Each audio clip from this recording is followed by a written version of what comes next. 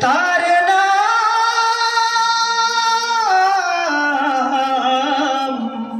আহমদ বড় বিশ্বস্ত।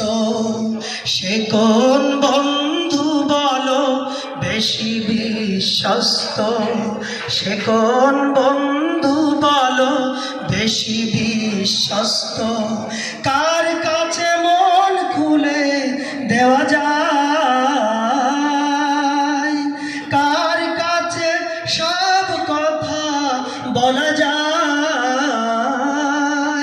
হওয়া যায় বেশি আশ্বস্ত। তার নাম